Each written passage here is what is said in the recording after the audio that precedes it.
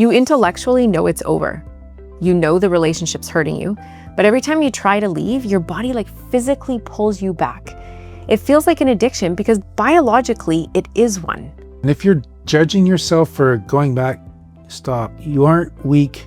You're actually fighting against a hijacked dopamine system. And today we're going to walk you through exactly how to break that bond, not by thinking your way out, but by regulating your way out of the violent relationship that you're experiencing.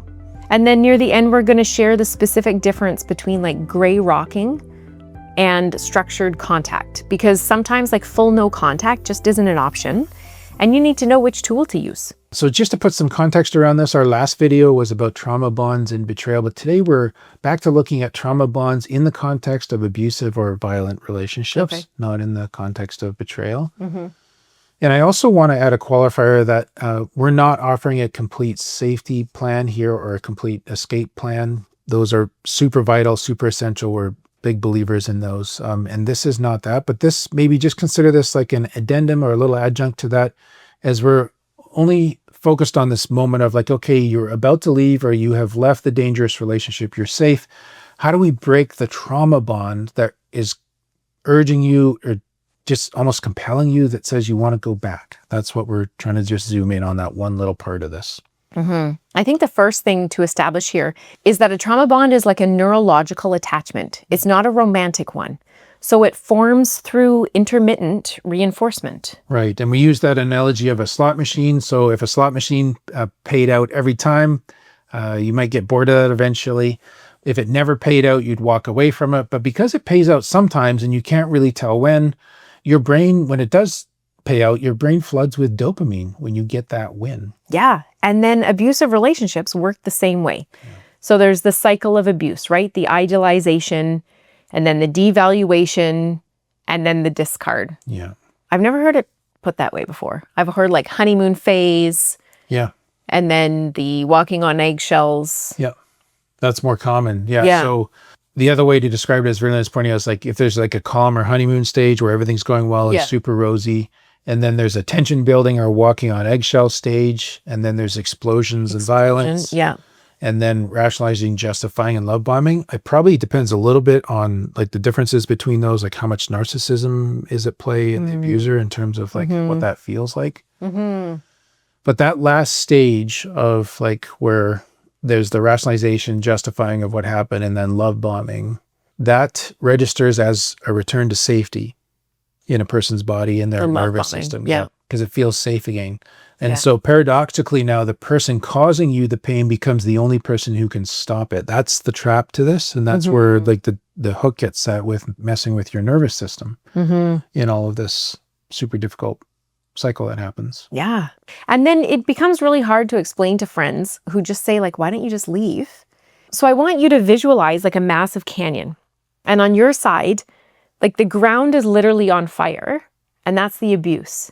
And you know you need to get off this burning ground. Yeah, and then the only way across this canyon is a terrifying, rickety, rotting old rope bridge. And looking at that bridge, it triggers your nervous system's freeze response. It looks unsafe, like there's so much uncertainty there, so much that you can't really tell about it, right? So even though this ground is burning, you stay because the bridge actually looks like it's guaranteed death, like it's not going to go well for you. Yeah, exactly. And then here is where therapy comes in. Like breaking a trauma bond isn't about magically teleporting to the other side. It isn't even about like forcing yourself to run across the rotting wood. No. So the work we do, or the work you can do with a therapist or with anybody who's familiar with domestic violence and trained in this, like safety planning, financial preparation, emotional regulation, that's the process of reinforcing the planks.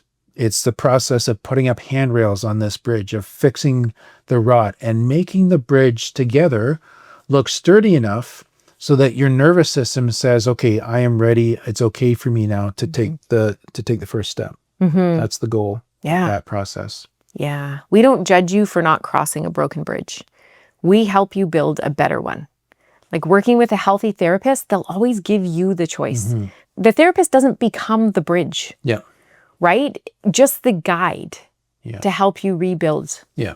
Indeed. So how to start building that? The first thing is you have to just begin to work on and think about regulating your nervous system. When you try to leave, your body in a way is going to go into something like withdrawal. You might feel shakes. You might feel a lot of fear from that or related to that, maybe even nausea around that, or have obsessive thoughts and like just so many things playing through your mind and you just can't sort of turn your head off. Yeah. But you can't think your way out of that panic. Yeah. So you have to use somatic tools. One of the most effective immediate tools is grounding yourself to your immediate environment. We've talked before about the 5, 4, 3, 2, 1 technique. Yeah. 5 things in the room that you can see, 4 things that you can hear. Touch. 3 things that you can hear, 2 things you can smell, 1 thing you can taste, right? Like go through your senses and it just brings you back to your immediate environment and grounds your nervous system. Yeah. It invites your body out of that fight or flight mode. And then when you're there, you can think clearly. Yeah.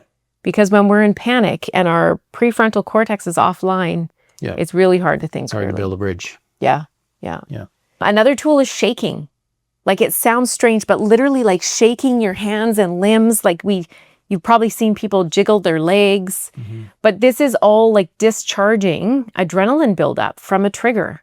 Animals do this naturally after an escape, but as humans, we tend to like freeze. Yeah. And just like hold it in, bottle it up. Yeah, because it looks weird to shake in front of people.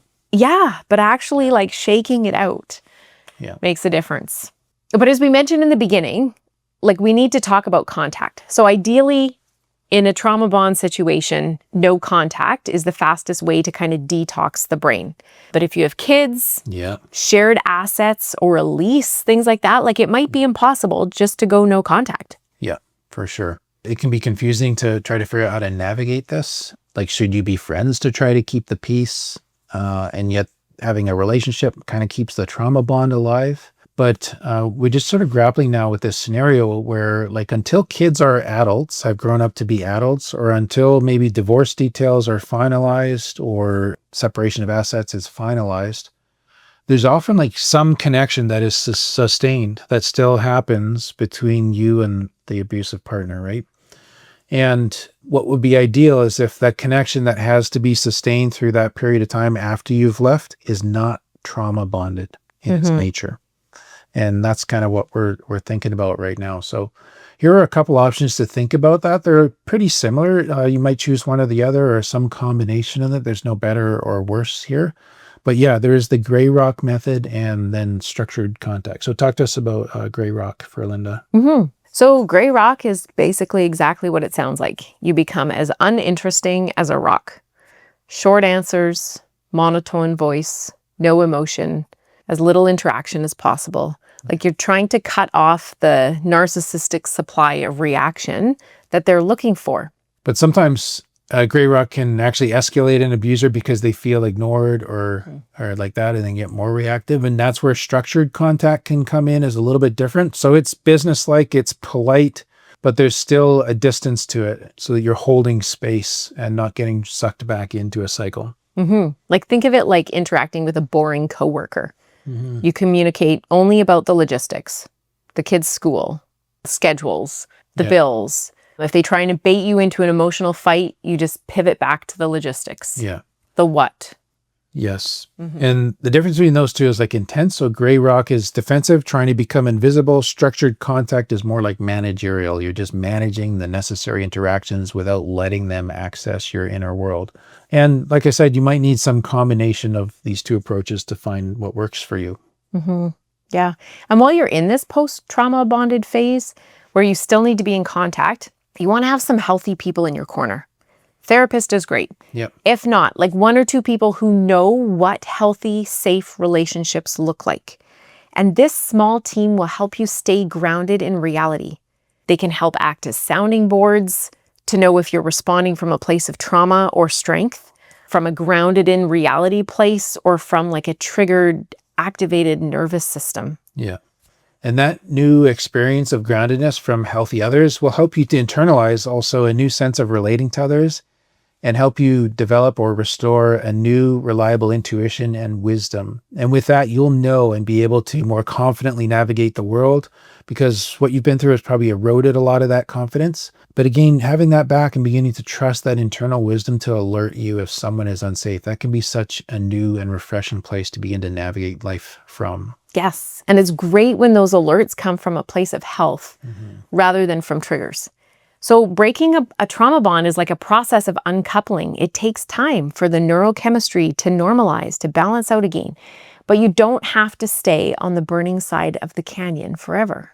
So if you're staring at that bridge, it looks too scary to cross, we would certainly love to help you reinforce the planks and figure out a path forward. At Therapivo, we do specialize in trauma-informed care and with trauma-trained therapists that prioritize your safety, physical and emotional. So you can go to therapivo.com and book a free 20-minute consultation. Like, we can help you build your exit strategy one plank at a time. Indeed. And if there's things that you've found helpful, like planks that you've been able to put in place or things you were able to do and you've been through this process, we would love to have you share those in the comments below if it's safe for you to do so that others can learn from your experience as well. Thanks so much.